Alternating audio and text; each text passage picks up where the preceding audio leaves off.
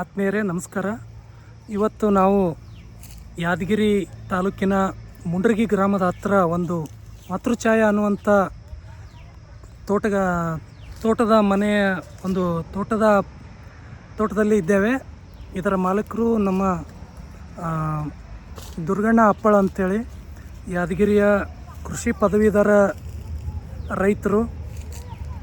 ರೈತರಲ್ಲಿನೇ ಪದವಿ ಪಡೆದಂಥ ಏಕೈಕ ಒಬ್ಬ ಪ್ರಗತಿಪರ ರೈತರು, ಪ್ರಗತಿಪರ ಚಿಂತನೆ ಮತ್ತು ಪ್ರಗತಿಪರ ವಿಚಾರವನ್ನು ಹೊಂದಿ ಸ್ವಲ್ಪ ಬದಲಾವಣೆ ತರಬೇಕು. ಒಂದು ಏನೋ ಬೇರೆ ನಮ್ಮ ಯಾದಗಿರಿಯಲ್ಲಿ ಏನಂತಂದರೆ ಒಂದು ಕೃಷಿಕ ಆಡಳಿತ ಆಗಿರ್ಬೋದು, ಒಂದು ಭ್ರಷ್ಟಾಚಾರ ಮುಕ್ತ ಒಂದು ವಾತಾವರಣ ಆಗಿರ್ಬೋದು, ಅದನ್ನೆಲ್ಲ ತರಬೇಕು ಅನ್ನುವಂಥ ಒಂದು ಅದಮ್ಯ ಇಚ್ಛೆ ಇರುವಂಥ ಒಬ್ಬ ಪದವೀಧರ ರೈತ ಅಂತ ಹೇಳ್ಬೋದು. ಅವರು ಬರೀ ಬರೀ ರೈತ ಮುಖಂಡರು ಅಂತೇಳಿ ಹೇಳ್ಕೊಳ್ಳೋದಷ್ಟೇ ಅಲ್ಲ, ಸ್ವತಃ ಫೀಲ್ಡಿಗೆ ಇಳಿದು ರೈತರಾಗಿ ಕೆಲಸ ಮಾಡಿ ಕೃಷಿ ಉಪಕರಣಗಳನ್ನು ಮೊದಲಿಗೆ ಜನರಿಗೆ ಕಡಿಮೆ ದರದಲ್ಲಿ ನ್ಯಾಯಯುತವಾಗಿ ಕೊಡುವಂಥ ಕಾರ್ಯ ಮಾಡಿ ಅವಿನಾಶ್ ಆಗ್ರೋ ಅನ್ನುವಂಥ ಒಂದು ಸಂಸ್ಥೆ ಕಟ್ಟಿ ಅಲ್ಲಿ ಕೂಡ ಸಾಕಷ್ಟು ಅವರು ರೈತರ ಪರವಾಗಿ ಕೆಲಸ ಮಾಡಿದರು. ನಂತರ ಈಗ ಒಂದು 10-12 ವರ್ಷಗಳ ಹಿಂದೆ ತಮ್ಮ ಈ ಒಂದು ಒಡೆತನದಲ್ಲಿರುವಂಥ ಒಂದು 3 ಎಕರೆ 10 ಗುಂಟೆ ಜಮೀನಿನಲ್ಲಿ ಒಂದು ಮಾವಿನ ಒಂದು ಕೃಷಿಯನ್ನು ಬೇಸಾಯವನ್ನು ಕೂಡ ಮಾಡಿ ಅವರು ಯಶಸ್ವಿಯಾಗಿದ್ದಾರೆ. ಅಂಥ ದುರ್ಗಣ್ಣ ಅಪ್ಪಳ ಅವರ ಒಂದು ತೋಟದಲ್ಲಿ ನಾವು ಇವತ್ತಿದ್ದೇವೆ. ಇಲ್ಲಿ ಮಾವಿನ ಒಂದು ಇದನ್ನು ಬೆಳೆಸಿದ್ದಾರೆ. ಈ ಮಾವಿನ ತೋಟದಲ್ಲಿ ಅವರು ಯಾವ ರೀತಿ ಒಂದು ಕೃಷಿಯನ್ನು ಮಾಡ್ತಾ ಇದ್ದಾರೆ ಅನ್ನೋದನ್ನು ನಮ್ಮ ನೋಡುಗರಿಗಾಗಿ ಅವರ ಒಂದು ಸಂದರ್ಶನವನ್ನು ಈಗ ಮಾಡೋಣ, ಬನ್ನಿ. ನಮಸ್ಕಾರ ದುರ್ಗಣ್ಣವರೇ. ನಮಸ್ತೆ ಸರ್.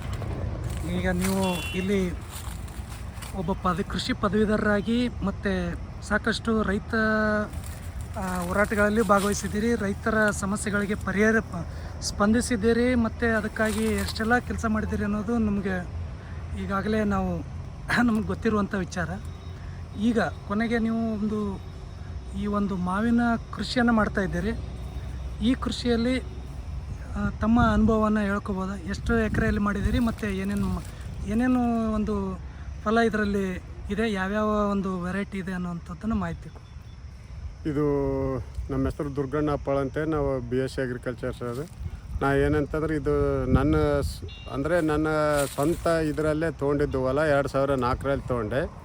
2004ರಲ್ಲಿ ತೊಗೊಂಡ ಮ್ಯಾಗ ಏನಪ್ಪ ಅಂದರೆ 3-4 ವರ್ಷದಲ್ಲೇ ನಾನು ಮಾವಿನ ಗಿಡ ಹಚ್ಚಿದೆ. ಅದು ಏನಂದರೆ ಹಾರ್ಟಿಕಲ್ಚರ್ ಡಿಪಾರ್ಟ್ಮೆಂಟ್ ಕಡೆಯಿಂದ ನನಗೆ ಸಹಾಯಧನ ಕೊಡೋ ಸಿಕ್ಕಿತ್ತು.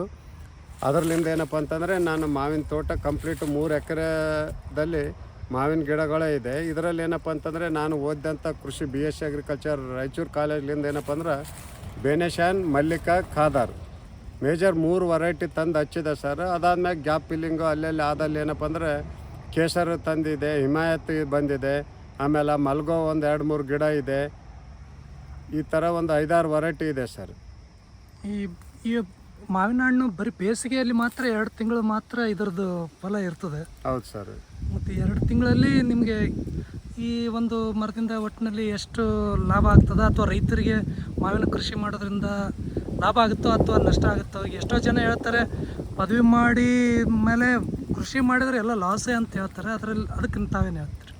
ಕೃಷಿಯಲ್ಲಿ ಏನು ಲಾಸ್ ಏನಿಲ್ಲ ಸರ್. ಆದರೆ ಏನಪ್ಪ ಅಂತಂದರೆ ರೈತರಿಗೆ ಒಂದು ಕರೆಕ್ಟಾಗಿ ಏನಪ್ಪ ಅಂದರೆ ಮಾರ್ಕೆಟ್ ಸಿಗೋದಿಲ್ಲ, ಆಮೇಲೆ ರೇಟ್ ಸಿಗೋದಿಲ್ಲ.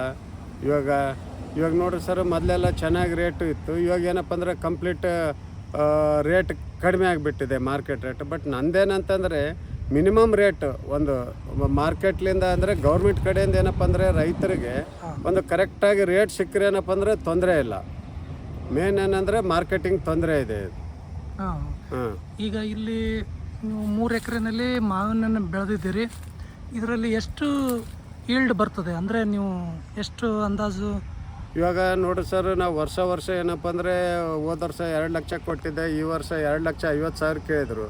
ಆದರೂ ನಾನು ಏನಂದರೆ ಕೊಟ್ಟಿಲ್ಲ. ಯಾಕಂತಂದರೆ ನಾನು ಸ್ಟಾರ್ಟಿಂಗ್ ಏನಪ್ಪ ಅಂದರೆ ನಾನು ಈ ವರ್ಷ ಏನಪ್ಪ ಅಂದರೆ ಫುಲ್ಲು ನೈಸರ್ಗಿಕವಾಗಿ ಹಣ್ಣುಗಳು ಮಾಡಿ ಮಾರ್ತಾಯಿದ್ದೀನಿ. 200-220 ರೂಪಾಯಿ ಕೂಡ ಮಾರಿದ್ದೀನಿ ನಾನು. ಇವಾಗ ಏನಪ್ಪ ಅಂದರೆ ಪೂರ್ತಿ ಹಣ್ಣು ತೊಂದರೆ ಆಗ್ತಾ ಇರೋದ್ರಿಂದ ರೇಟ್ ಕಡಿಮೆ ಮಾಡಿ ಏನಪ್ಪ ಅಂದರೆ 100 ರೂಪಾಯಿ ಕೂಡ ಕೊಡ್ತಾ ಇದ್ದೀವಿ ನಾವು. ಅಂದರೆ ಈ ಮಾರ್ಕೆಟ್ನಲ್ಲಿ ಸಿಗುವಂಥದ್ದು ಕೆಮಿಕಲ್ ಮಿಕ್ಸ್ ಇರ್ತದೆ, ಅದರಿಂದ ಹೆಲ್ತಿಗೂ ಹಾನಿ ಆಗುತ್ತೆ. ಹೆಲ್ತಿಗೂ ತೊಂದರೆ ಆಗುತ್ತೆ ಸರ್. ಮತ್ತು ಅದು ಟೇಸ್ಟ್ ಕೂಡ ಅಷ್ಟು ಇರೋದಿಲ್ಲ. ಆಮೇಲೆ ಡ್ಯೂರಬಿಲಿಟಿ ಅಂದರೆ ಭಾಳ ದಿವಸ ಇಡೋದು ಕೂಡ ಆಗೋದಿಲ್ಲ. ಅದು ಇಟ್ಟು ಅದು ಒಂಥರ ಇಟ್ಟರು ಕೂಡ ಏನಂದ್ರೆ ಅದು ಸ್ಮೆಲ್ ಬರುತ್ತೆ. ಅದು ಆಮೇಲೆ ಅದು ನೀವು ಕೆಮಿಕಲ್ಗೆ ಇದಕ್ಕೆ ಡಿಫ್ರೆನ್ಸ್ ಏನಂತಂದರೆ ಅದು ಇಮ್ಮಿಡಿಯೇಟ್ ಆಗಿ ಇದು ಆಗುತ್ತೆ. ಅದು ಅಂದ್ರೆ ಜಲ್ದಿ ಇದು ಡಿಸ್ಟ್ರಾಯ್ ಆಗುತ್ತೆ. ಇದು ಸ್ವಲ್ಪ ಭಾಳ ದಿವಸ ಡ್ಯೂರಬಿಲಿಟಿ ಇರುತ್ತೆ. ಜೊತೆಗೆ ಹೆಲ್ತ್ಗೆ ಭಾಳ ಒಳ್ಳೇದು ಸರ್. ಆಮೇಲೆ ಟೇಸ್ಟ್ ಕೂಡ ಡಿಫ್ರೆಂಟ್ ಇರುತ್ತೆ ಸರ್. ಇದಕ್ಕೆ ಡಿಫ್ರೆನ್ಸ್ ನಿಮ್ಗೆ ಗೊತ್ತಾಗುತ್ತೆ. Naturally artificial. ಮತ್ತು ಈಗ ನೀವು ಮುಂದೆ ಈ ಮಾರುಕಟ್ಟೆ, ಈಗ ಆನಣ್ಣಗೆ ಅಂತಾರಾಷ್ಟ್ರೀಯ ಮಾರುಕಟ್ಟೆನೂ ಇದೆಯಲ್ಲ, ನೀವು ಮಾರ್ಕೆಟ್ ಅದನ್ನು ಏನಾದರೂ ಮಾಡಿಲ್ಲ ಏನೋ? ಈಗ ನಾನೇನು ಮಾಡಿನ ಸರ್, ಇದೇ ವರ್ಷ ನಾವು ತೊಗೊಂಡಿದ್ದೀವಿ. ಈ ವರ್ಷ ಏನಪ್ಪ ಅಂದರೆ ಎಲ್ಲ ನನ್ನ ತೋಟದಲ್ಲಿ ಏನಪ್ಪ ಅಂತಂದರೆ ನನ್ನ ಜೊತೆಗೆ ಏನಪ್ಪ ಅಂದರೆ ನನ್ನ ಮಗ ಕೂಡ ಬಂದಿದ್ದಾನೆ. ನನ್ನ ಮಗ ಏನಪ್ಪ ಅಂದರೆ ಸಾಫ್ಟ್ವೇರ್ ಇಂಜಿನಿಯರು. ಅವ ಬಂದ್ಮ್ಯಾಗ ಏನಪ್ಪ ಅಂದರೆ ಭಾಳ ಇಂಟ್ರೆಸ್ಟೆಡ್ ಆಗಿ ಪ್ರತಿಯೊಂದು ಗಿಡ ಎಲ್ಲೆಲ್ಲಿದೆ, ಎಷ್ಟಿದೆ ಎಲ್ಲ ಪ್ಲ್ಯಾನ್ ಮಾಡಿದ್ದಾನೆ. ನೆಕ್ಸ್ಟ್ ಇಯರ್ ಏನಪ್ಪ ಅಂದರೆ ನಾವು ಇದು ಪ್ರೂನಿಂಗ್ ಮಾಡಿ ನೆಕ್ಸ್ಟ್ ಇಯರ್ ಇದರಲ್ಲೇ ನಾವು ಡಬಲ್ ತೆಗಿಬೋದು ನಾವು ಇಳುವರಿ ಕೂಡ. ಅಂದರೆ ಸ್ವಂತ ಕೃಷಿ ಮಾಡಿದ್ರೆ ಅದರಲ್ಲಿ ಲಾಭ ಇದೆ. ಸ್ವಂತ ಮಾಡಿ ಆಮೇಲೆ ರೈತರಿಗೆ ಕರೆಕ್ಟಾಗಿ ಕೊಟ್ಟಿದ್ರೆ ಲಾಭ ಅಂತ ಇದ್ದೇ ಇದೆ. ಈಗ ನೀವು ಮಾರ್ಕೆಟಿಂಗ್ ಹೆಂಗೆ ಮಾಡ್ತೀರಿ? ಮಾರ್ಕೆಟಿಂಗ್ ನೋಡ್ರಿ ಸರ್, ನಾವು ಎಲ್ಲ ಇದು ಫ್ರೆಂಡ್ಸ್ ಗ್ರೂಪ್ನಾಗ ಅದೆಲ್ಲ ಹಾಕಿದ್ದೀವಿ, ಫೇಸ್ಬುಕ್ನಾಗ ಹಾಕಿದ್ದೀವಿ, ನನ್ನ ಮಗ ಇನ್ಸ್ಟಾಗ್ರಾಮ್ದಾಗ ಹಾಕಿದ್ದಾನೆ. ಬಟ್ ಈ ವರ್ಷ ಏನಪ್ಪ ಅಂದರೆ ಸ್ವಲ್ಪ ಜನರಿಗೆ ಗೊತ್ತಾಗಿದೆ, ಸ್ವಲ್ಪ ಜನರಿಗೆ ಗೊತ್ತಾಗಿಲ್ಲ. ಆಮೇಲೆ ಲೀಜಿಗೆ ಕೊಡ್ತಾ ಇದ್ದೀವಲ್ಲ, ಅದರಲ್ಲಿ ಕಮ್ಯುನಿಕೇಷನ್ ಗ್ಯಾಪ್ ಕೂಡ ಆಗಿದೆ. ನೆಕ್ಸ್ಟ್ ಇಯರ್ ಏನಪ್ಪ ಅಂದರೆ 100% ನನಗನ್ಸ್ ಮಟ್ಟಿಗೆ ಇಲ್ಲೇ ಸೇಲ್ ಆಗ್ಬೋದು ಅಂತ ಇದೆ. ಆಮೇಲೆ ಈ ವರ್ಷ ಏನಪ್ಪ ಅಂದರೆ ಬೆಂಗಳೂರಿಗೆ ಕಳಿಸಿದ್ದೀವಿ, ಬಳ್ಳಾರಿಗೆ ಕಳಿಸಿದ್ದೀವಿ, ರಾಯಚೂರಿಗೆ ಕಳಿಸಿದ್ದೀವಿ, ದಾವಣಗೆರೆಗೆ ಕಳಿಸಿದ್ದೀವಿ. ನೆಕ್ಸ್ಟ್ ಏನಪ್ಪ ಅಂದ್ರೆ ಅವ್ರು ಈ ಸಲ ಹಣ್ಣು ತಿಂದವರು ಏನಪ್ಪ ಅಂದ್ರೆ ನೆಕ್ಸ್ಟ್ ಇಯರ್ ಅವರು ಆಟೋಮೆಟಿಕ್ ಆಗಿ ಬಂದೇ ಬರ್ತಾರಂತೆ ನಮ್ಮ ಅಭಿಪ್ರಾಯ ಇದೆ. ಗ್ರಾಹಕರು ಹೆಚ್ಚು ತಾನಾಗಿ ಬರ್ತಾರೆ. 100% ಆಗುತ್ತೆ ಸರ್. ಆಮೇಲೆ ಇಲ್ಲಿ ಲೋಕಲ್ ಯಾದಗಿರಿಯಲ್ಲಿ ಮಾರ್ಕೆಟ್ ಮಾಡಲಿಕ್ಕೆ ಏನಾದರೂ ವ್ಯವಸ್ಥೆ ಮಾಡಿಲ್ಲ? ಮಾರ್ಕೆಟ್ ಮಾಡೋದಂದ್ರೆ ಸರ್ ಈ ವರ್ಷ ಸ್ವಲ್ಪ ಗಡಿಬಿಡಿ ಆಗಿದೆ ಸರ್. ನೆಕ್ಸ್ಟ್ ಇಯರ್ ಇವಾಗ ನಾವೇನು ಮಾಡಿವಿ ಅಂತಂದರೆ ಹೋಟ್ಲ್ SDN, ಸುಗ್ರೇಶ್ವರ, ಖಾನಾವಳಿ, ಆಮೇಲೆ ಮಿಶ್ರ ಪೇಡದಾಗ ನಾವು ಒಂದು ಲ್ಯಾಮಿನೇಷನ್ ಮಾಡಿ ಅಲ್ಲಿ ಒಂದು ಹಣ್ಣು ಇಟ್ಟಿದ್ದೀವಿ ಸರ್. ಅವಾಗ ಅವ್ರು ಹಣ್ಣು ನೋಡಿದ ಕೂಡಲೇ ಏನಪ್ಪ ಈ ಸೈಜ್ ಹಣ್ಣು ಎಲ್ಲಿದೆ ಏನಂತಂದ್ರೆ, ಇಲ್ಲ ಸರ್ ಇಲ್ಲಿ ಅಡ್ರೆಸ್ ಇದೆ. ಅವರು ಆ ಥರ ಏನಪ್ಪ ಅಂದರೆ ನಮಗೆ ಮಾರ್ಕೆಟಿಂಗ್ ಹೆಲ್ಪ್ ಆಗಿದೆ. ಮಿಶ್ರ ಪೇಡಲ್ಲಿಂದ SDN ಹೋಟೆಲು, ಸುಗ್ರೇಶ್ವರ, ಖಾನಾವಳಿ, ಸಂಗಮೇಶ್ವರ ಬುಕ್ ಸ್ಟಾಲು, ಇವ್ರ ಕಡೆಯಿಂದ ಎಲ್ಲ ಹೆಲ್ಪ್ ಆಗಿದೆ ಸರ್. ಈಗ ಇಲ್ಲಿಗೆ ಯಾಕಂದ್ರೆ ಯಾದಗಿರಿಯಿಂದ ಒಂದು ಸುಮಾರು 5-6 ಕಿಲೋಮೀಟರ್ ದೂರ ಆಗುತ್ತೆ. ಹೌದು ಸರ್. ಮತ್ತೆ ಇಲ್ಲಿಗೆ ಕೆಲವು ಗ್ರಾಹಕರು ಬಂದು ಖರೀದಿ ಮಾಡ್ತಾ ಇದ್ದಾರೆ. ಹೌದು ಸರ್. ಅಂದ್ರೆ ಹೆಚ್ಚಿನ ಜನರಿಗೆ ಇನ್ನೂ ಗೊತ್ತಾದ್ರೆ ಇನ್ನೂ ಹೆಚ್ಚು ಜನ ಬಂದೇ ಬರ್ತಾರೆ ಸರ್. ಒಂದ್ಸಲ ಯಾರು ತಗೊಂಡಿದ್ದಾರೆ ಅವರು ಮತ್ತೆ ಆರ್ಡರ್ ಕೊಡ್ತಾ ಇದ್ದಾರೆ ಸರ್. ನಡೀತಾ ಇದೆ. ಓಕೆ.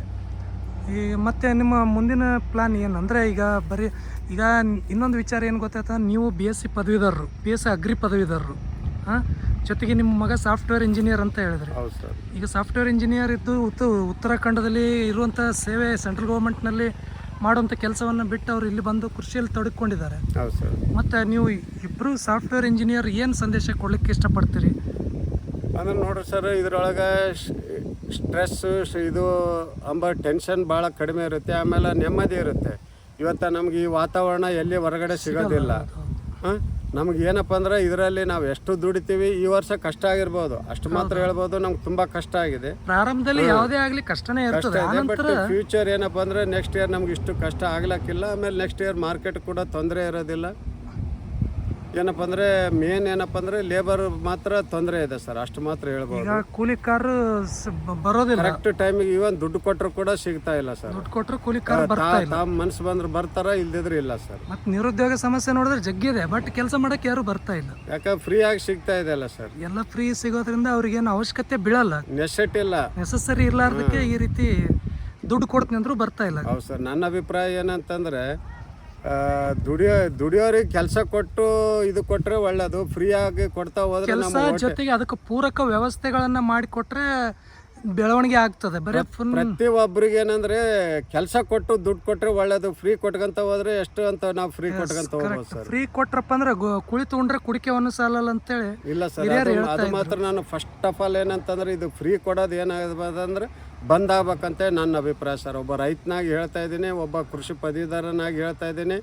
ನೀವು ರೈತರಿಗೆ ಏನು ಫೆಸಿಲಿಟೀಸ್ ಕೊಡ್ತಾ ಇದ್ರಿ ಅಷ್ಟು ಫೆಸಿಲಿಟೀಸ್ ರೈತರಿಗೆ ಕೊಡ್ತಾ ಇಲ್ಲ ಅಂತ ನನ್ನ ಅಭಿಪ್ರಾಯ ಸರ್. ಈಗ ಫ್ರೀ ಕೊಡೋ ಬದಲು ರೈತರಿಗೆ ಫ್ರೀಯಾಗಿ ಬೀಜ ಗೊಬ್ಬರ ಈ ರೈತರ ಸಲಕರಣೆಗಳನ್ನು ಫ್ರೀಯಾಗಿ ಕೊಟ್ಟರೆ ರೈತನೇ ನಿಮಗೆ ಸಾಯ್ತಾನೆ ಊಟ ಹಾಕ್ತಾನೆ. ರೈತರಿಗೆ ಸೋಲಾರು ಇಂಥವೆಲ್ಲ ಫೆಸಿಲಿಟೀಸ್ ಕೊಡ್ರಿ ಸರ್, ಮಾಡಿ ಕೊಡ್ರಿ.